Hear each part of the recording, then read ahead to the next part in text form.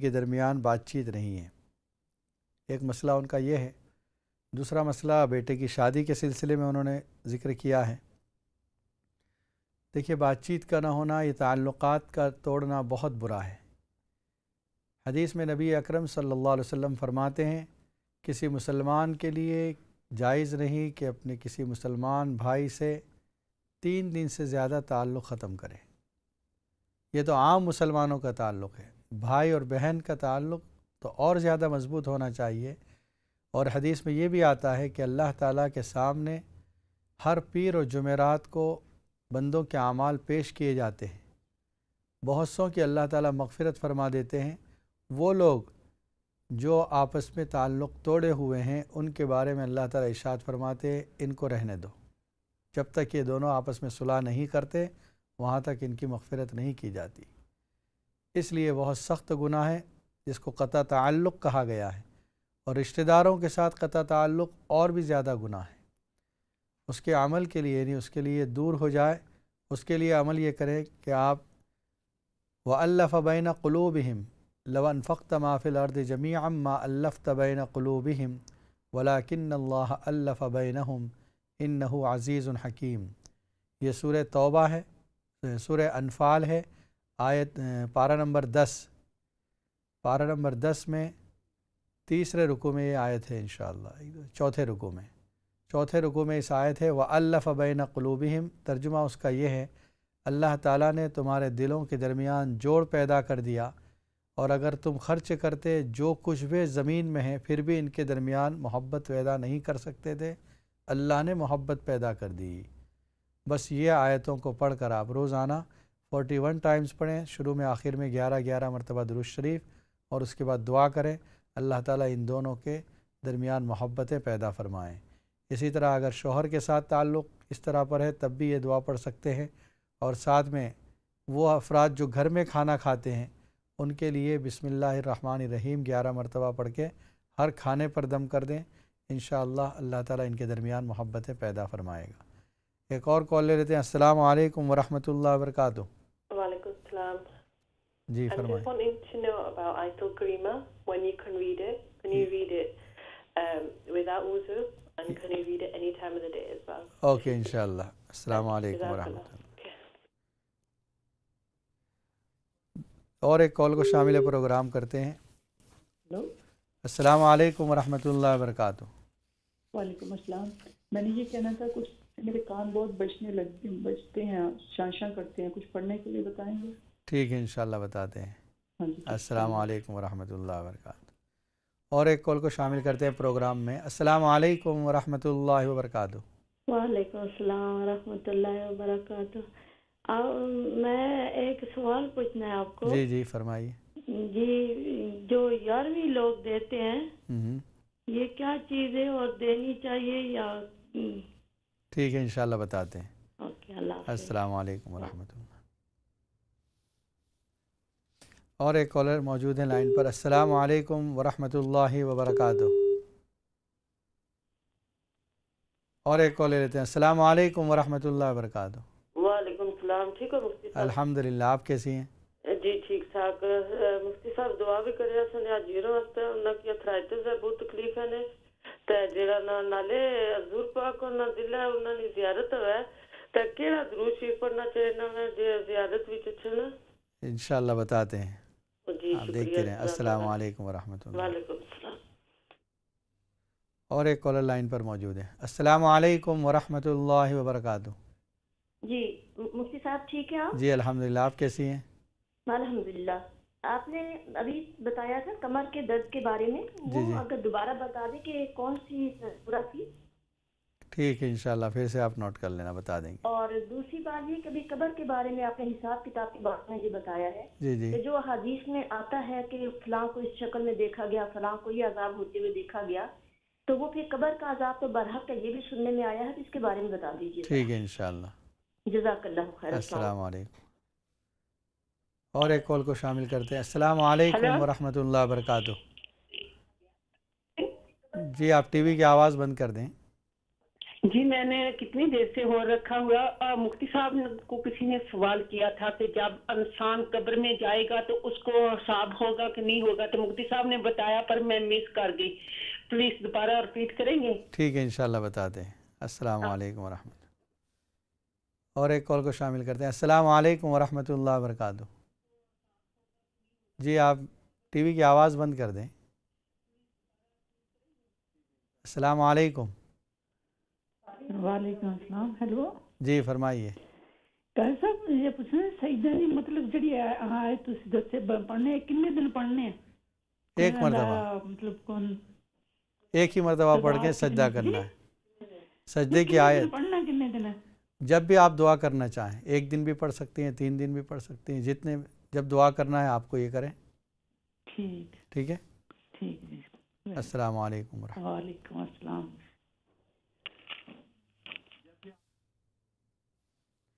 اور ایک collar line پر موجود ہے۔ السلام علیکم ورحمۃ اللہ وبرکاتہ۔ السلام علیکم مفتی صاحب. I've just got a quick question. Yes, My go on. sister recently gave birth, and since the birth of a child, she's been acting quite strange. You know, she's had erratic behavior where she's been talking non-stop. She's always anxious, and I personally think it might be depression. And How old is she? Ji? How old is she?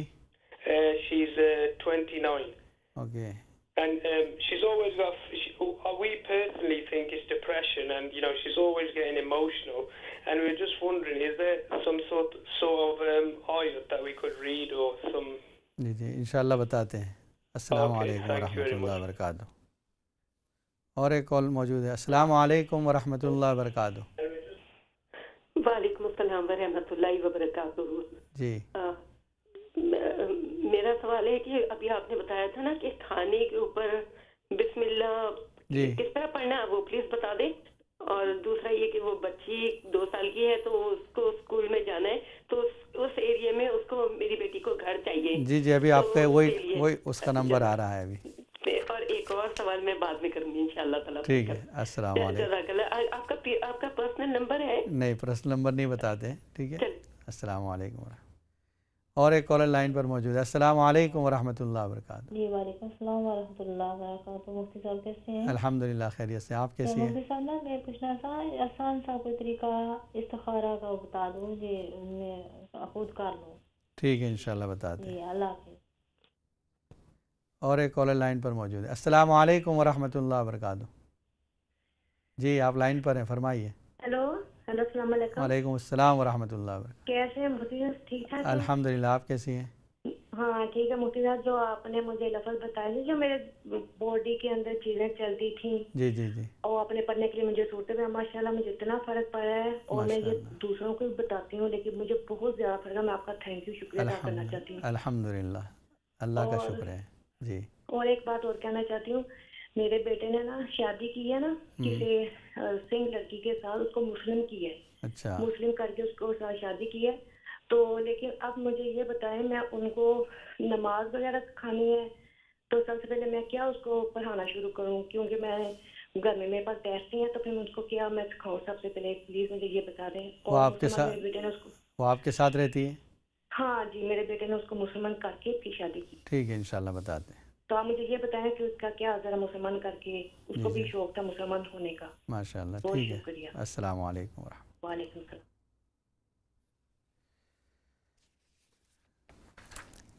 آپ نے یہ سوال کیا تھا کہ بیٹی کے لیے گھر تلاش کر رہی ہے وہ بیٹی کرائے کے لیے، کوئی اچھے ایریے میں، جس ایریے میں وہ چاہ رہی ہے وہاں اس کو مکان مل جائے۔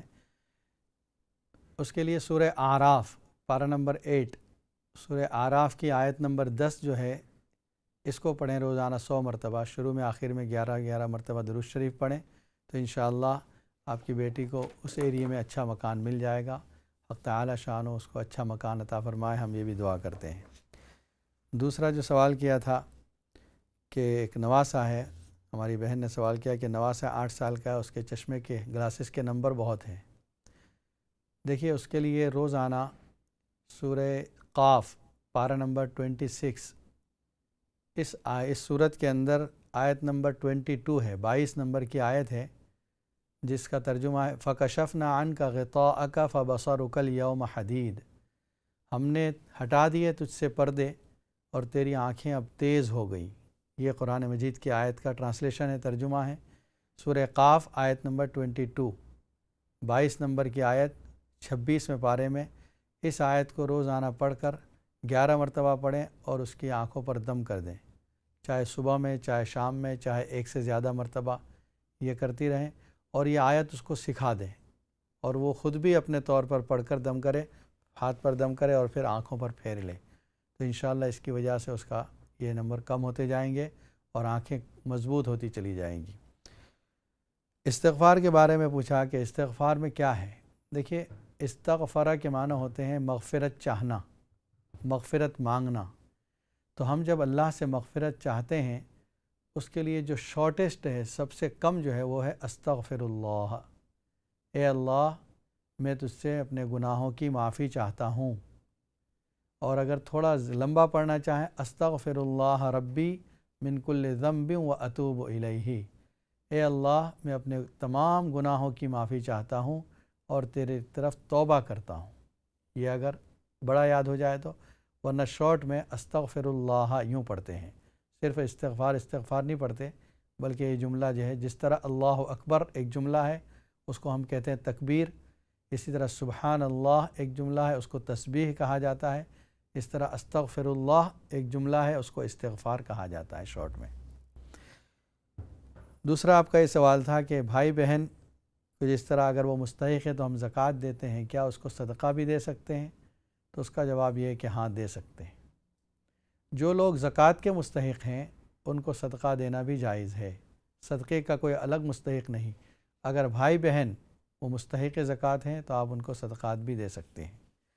شوگر کے لیے جو عمل بتایا تھا یہ نوٹ کر لیں، بہت اچھا عمل ہے۔ سورہ بنی اسرائیل پارہ نمبر 15 پارے میں آیت ہے اور آیت کا نمبر ہے 80۔ اس آیت کو دو عمل ہیں۔ ایک عمل تو یہ ہے کہ جب انسان کوئی بھی ایک عمل کرے، ایک عمل یہ ہے کہ فجر کی نماز کے بعد اور عصر کی نماز کے بعد 3 مرتبہ درود شریف اور 7 مرتبہ 7 ٹائمز یہ آیت پڑھے، پھر 3 مرتبہ درود شریف۔ یہ روزانہ کنٹینیو پابندی سے کرے تو انشاءاللہ 2-3 مہینے کے اندر اس کی شوگر ختم ہو جائے گی۔ دوسرا عمل، اس آیت کو یاد کر لیں یا کاغذ پر لکھ لیں۔ کوئی بھی کھانے کی چیز یا پینے کی چیز آپ کے سامنے آئے، پہلے اس آیت کو 11 مرتبہ پڑھیں، اس پر دم کریں اور پھر کھائیں پئیں۔ بغیر اس پڑے ہوئے کوئی چیز آپ کے حلق میں نہ جائے، چاہے کھانے کی چیز ہو، پینے کی چیز۔ انشاءاللہ اس سے بھی بہت فائدہ ہوگا۔ تو دونوں میں سے کوئی ایک عمل بھی کر سکتے ہیں، دونوں عمل کرنا چاہیں دونوں بھی کر سکتے ہیں۔ فجر کی نماز کے بعد اور عصر کی نماز کے بعد والے عمل میں 3 مرتبہ درود شریف، 7 مرتبہ یہ آیت اور 3 مرتبہ پھر درود شریف۔ آیت ہے وَقُلْ رَبِّ أَدْخِلْنِي مُدْخَلَ صِدْقٍ وَأَخْرِجْنِي مُدْخَلَ صِدْقٍ وَاجْعَلْنِي مِن لَّدُنْكَ سُلْطَانًا نَصِيرًا۔ آیت نمبر 80 سورہ بنی اسرائیل پارہ نمبر 15۔ پھر اس کے بعد سسٹر آسک اباؤٹ آیت کریمہ۔ Yes she can read any time and without وضو از ویل، بغیر وضو کے بھی کسی وقت بھی پڑھ سکتی ہیں، حتیٰ کہ اگر پاک نہیں ہے ان دنوں میں بھی یہ پڑھ سکتی ہیں آیت کریمہ کو۔ لا الہ الا انت سبحانک انی کنت من الظالمین، اس کا ورد کر سکتے ہیں۔ دوسرا ہماری ایک بہن نے سوال کیا، ان کے کان میں آوازیں آتی ہے، اس کے لیے کیا عمل ہے؟ اللہ کا نام ہے یا سمیع، سین میم یا عین، جیسے قرآن مجید میں انہ هو السمیع البصیر، سمیع کے معنی سننے والا۔ یا سمیع یا سمیع یا سمیع، یہ آپ 11 مرتبہ پڑھیں اور ہاتھ پر دم کر کے پھر کان پر مل لیں۔ بس دن میں 2-3 مرتبہ 5 مرتبہ جتنا چاہیں آپ یہ عمل کریں، تو اس سے فائدہ ہوگا کہ سننے کی جو طاقت ہے آپ کے کان میں وہ بڑھ جائے گی، یہ آوازیں آنا بند ہو جائے گی انشاءاللہ۔ پھر ہماری ایک بہن نے 11ویں کے متعلق پوچھا ہے۔ دیکھیے، شیخ عبد القادر جیلانی رحمۃ اللہ علیہ جو اللہ کے ولی ہیں، ان کے بارے میں کہا جاتا ہے کہ ان کا انتقال 11 ربیع الثانی کو ہوا تھا۔ اس وجہ سے اس مہینے میں 11 تاریخ کو ان کے ایصال ثواب کا اہتمام کیا جاتا ہے۔ لیکن پھر آہستہ آہستہ یہ ہوا کہ ہر مہینے کی 11 کو دیا جانے لگا. پھر یہ ہوا کہ اس کو ایک رسم کے طور پر منا لیا گیا، اس میں 11 تاریخ کو بھی نہیں دیکھا جا رہا ہے، جس دن بھی چاہے کر لیتے ہیں. دیکھیے حقیقت یہ ہے کہ آپ ثواب پہنچانا چاہیں تو اس کے لیے کھانا دینا کوئی ضروری نہیں. آپ 2 رکعت پڑھ کے بھی اس کا ثواب شیخ عبد القادر جیلانی کو پہنچا سکتی ہیں. 10 پاؤنڈ صدقہ کر کے بھی آپ ان کو اپنا ثواب پہنچا سکتی ہیں. ایک روزہ رکھ کر بھی اس کا ثواب پہنچا سکتی ہے.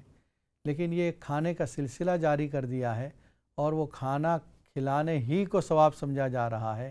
اور پھر اس میں بھی یہ بات تو ہر آدمی سمجھتا ہے کہ غریب کو کھانا کھلانا ثواب ہے.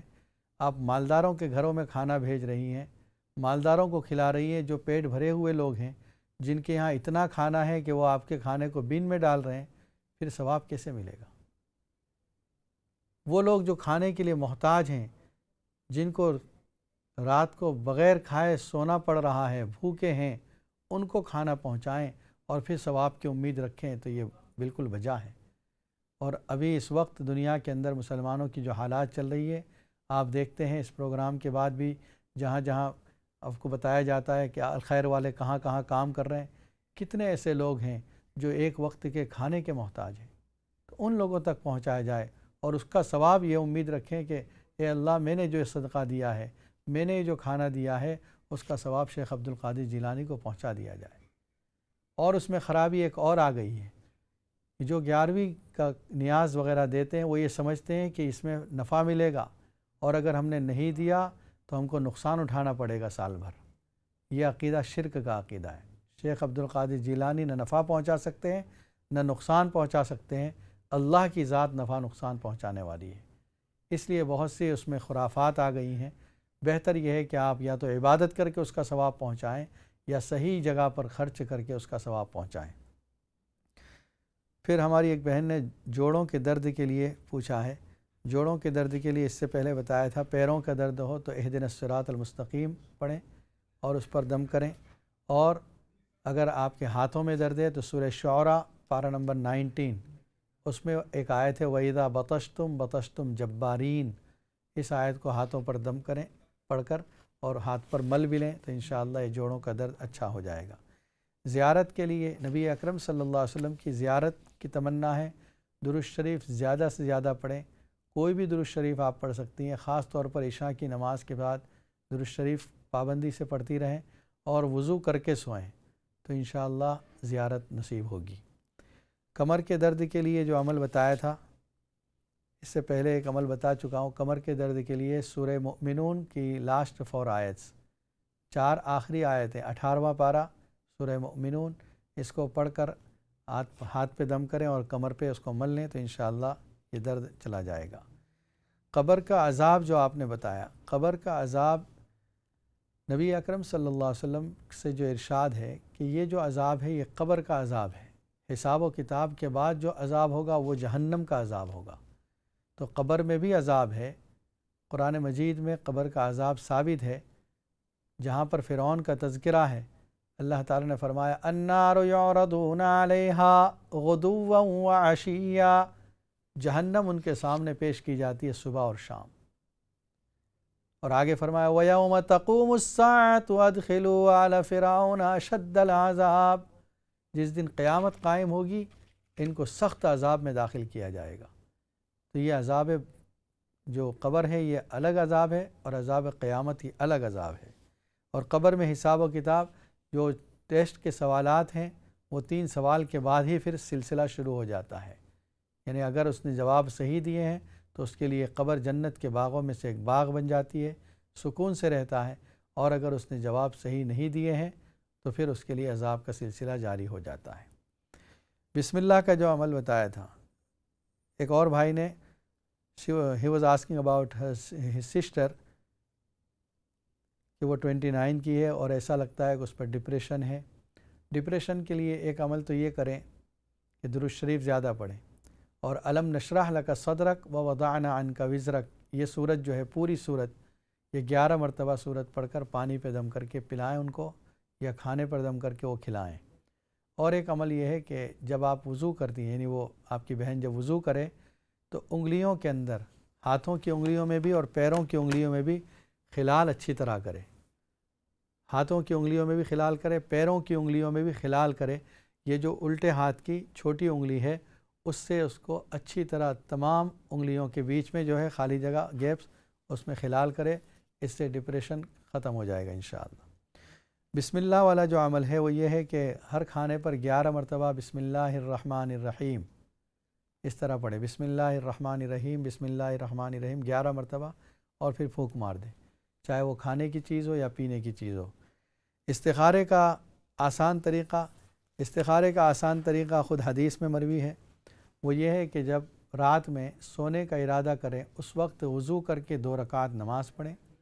2 رکعت نماز پڑھنے کے بعد وہ دعا جو استخارے کی کتابوں میں موجود ہے، دعا کی کوئی بھی کتاب اٹھائیں آپ، اس میں ہوگی اللہم انی استخیرک بعلمک و استقدرک بقدرتک، یہ دعا ہے، اس کو پڑھ لیں۔ اگر یہ نہیں پڑھ سکتی تو صرف یہ دعا کر کے سو جائیں کہ اللہ مجھے اس کام میں خیر کیا ہے، اچھا کیا ہے وہ بتا دیں، بس پھر سو جائیں۔ جب تک نیند نہیں آتی درود شریف پڑھتی رہیں، اور جب صبح اٹھ کر جس طرف آپ کا دل مائل ہو کہ یس یہ کرنا ہے، خیر ہے اس میں، کر لیں۔ اگر دل کہتا ہے نہیں اچھا نہیں ہے یہ کام تو اس کو چھوڑ دیں۔ یہ بہت آسان طریقہ ہے۔